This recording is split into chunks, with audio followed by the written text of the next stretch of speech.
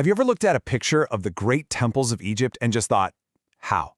How did they build something so massive, so magnificent, that it's still standing thousands of years later? Well, today we're journeying back to the land of the pharaohs to figure that out. We're going to unravel the secrets of why they were built, and more importantly, how they were built to last forever. So that's the big question for us today, right? How on earth did they do it? We're talking about a civilization from over 3,000 years ago, creating buildings so precise and so enduring, it's just mind-boggling. But it wasn't magic. Nope. It was an absolute masterclass in design, engineering, and belief. All right, so let's dive right in. Before we can really get our heads around a temple like Karnak, we have to understand the rule book they were playing by. We need to take a look at what I'm calling the Grand Egyptian Blueprint. Okay, this here is basically the architectural DNA of ancient Egypt. First up, you've got axial planning. Everything is laid out along a straight, central line. It creates this incredible feeling of order, purpose, and symmetry. Then there are the battered walls, which slope just slightly inward. Now this did two things. It made them super stable, but it also gave them this imposing, powerful look, like they were literally growing out of the earth. For the actual building, they used a columnar and trabeated system, the classic post and lintel. Simple, but incredibly effective, and it let them build these huge halls filled with columns.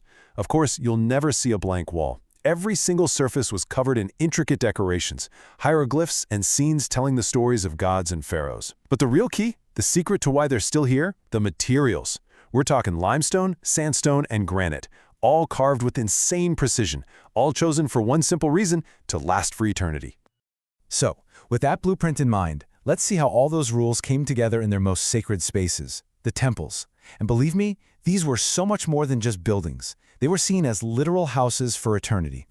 At its very core, a temple was the place where heaven and earth met.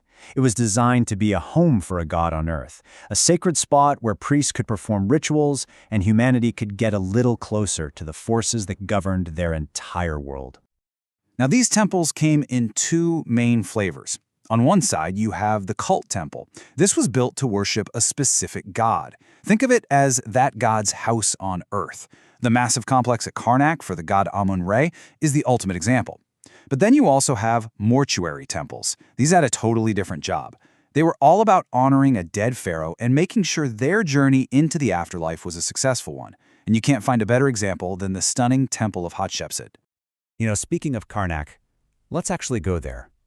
Seriously, there is no better way to get this stuff than to take a virtual walk through the largest religious site ever built. We are about to step into the very heart of ancient Egyptian power. And here we are, Karnak. Look, this isn't just a single temple. It's a massive, sprawling temple city that was the religious center of Egypt for centuries. It's dedicated to the top god, Amun-Ra. And get this, pharaoh after pharaoh kept adding to it for over 1,500 years. The scale of this place, honestly, it's almost impossible to wrap your head around it. So, let's imagine we're walking this path right now. Our journey starts on the approach, down the grand, ceremonial avenue of sphinxes, with these mythical creatures guarding the way. Next, you reach the entrance and you pass through a gigantic pylon gateway. It's designed to make you feel small, to leave the mortal world behind. Once you're inside, you find yourself in a literal forest of stone. The great hypostyle hall. It's just packed with these colossal, beautifully carved columns that seem to reach for the sky. And finally, if you were a high priest, you could go even deeper, to the sacred center, the dark, quiet, inner sanctuary where the statue of the god himself lived. Okay, so we're inside the temple and we are literally surrounded by stories carved into every single surface. It feels like the walls are talking. So, let's meet the divine residents, the gods whose presence absolutely fills this incredible space. So, the head honcho here is Amun-Ra. He's a perfect example of how Egyptian gods could evolve. He's actually a mashup of two different gods, Amun, who is a local creator god, and Ra, the all-powerful sun god. You put them together, and you get the undisputed king of the gods, the state deity of the entire empire. Then you've got Osiris. He is a huge deal in the Egyptian pantheon. He's the king of the underworld, sure, but he's also the god of fertility and the harvest. He represents that whole cycle of life, death, and rebirth. And when you died, it was Osiris who would be the great judge of your soul. And you really can't talk about Osiris without talking about his powerful wife, Isis. She was the queen of magic, a goddess of life, healing, and just fierce protection. She was seen as the perfect mother and wife, a super important and beloved figure to everyday Egyptians. And finally, we have one of the most iconic figures of all, Anubis. You know him, with his jackal head. He was the guardian of the dead. He was in charge of the sacred process of mummification and, maybe most importantly, he was the one who would safely guide your soul into the afterlife to face Osiris. Okay, so we've walked the path of the ancients, and we've met the gods. For this last part, let's kind of zoom back in on some of the key symbols we saw on our little journey and really break down what they actually meant. Remember that grand path we walked down to get into Karnak?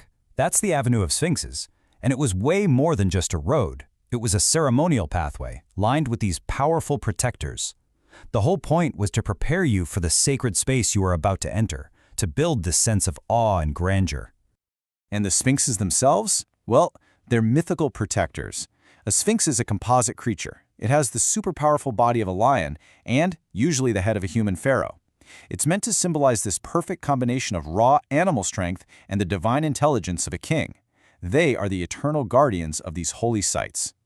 So here's the bottom line. For thousands of years, these monuments were a physical bridge that connected heaven and earth for an entire civilization. They were built to scream power, faith, and a deep, unshakable belief in eternity. And that kind of leaves us with one last thing to think about. What do our modern monuments, our skyscrapers, our memorials, our stadiums, what do they say about us? What do we value? And what are we trying to build that will last forever?